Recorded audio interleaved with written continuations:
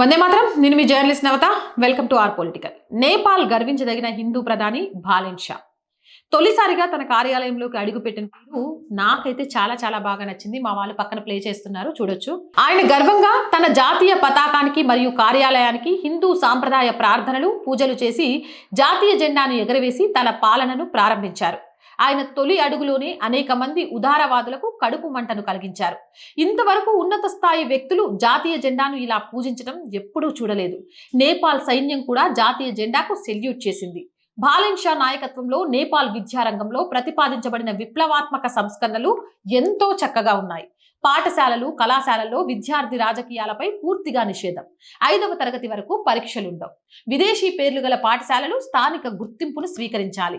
జాతీయ గుర్తింపును ప్రోత్సహించడంపై ప్రత్యేక దృష్టి.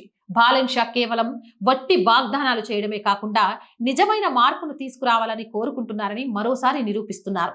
విద్యకు రాజకీయాలను దూరంగా ఉంచడం, పిల్లల ఎదుగుదల దశలో ఒత్తిడి లేని అభ్యాస వాతావరణాన్ని కల్పించడం మరియు నేపాలీతరం స్ఫూర్తిని బలోపేతం చేయడం ద్వారా ఒక నూతన నేపాల్ రూపుదిద్దుకుంటోంది. ఈ సంస్కరణలు నిజమైన జాతీయవాదం మరియు ఉజ్వల భవిష్యత్తు దిశగా ఒక ప్రధాన ముందడుగును సూచిస్తున్నాయి.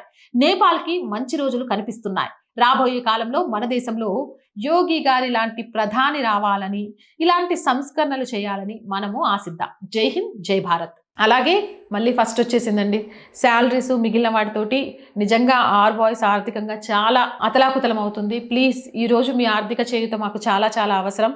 సో ఆర్థికంగా సపోర్ట్ చేయాలి అనుకుంటే సబ్స్క్రిప్షన్ పక్కనే జాయిన్ అనే బటన్ ఉంది. 1 to 5 లెవెల్స్ ఉన్నాయి. ఏదో ఒక లెవెల్లో సపోర్ట్ చేయండి. లేదా స్క్రీన్ మీద గూగుల్ పే, ఫోన్ పేతో పాటు అకౌంట్ డీటెయిల్స్ ఉన్నాయి. మీకు తోచిన సహాయాన్ని అందించండి.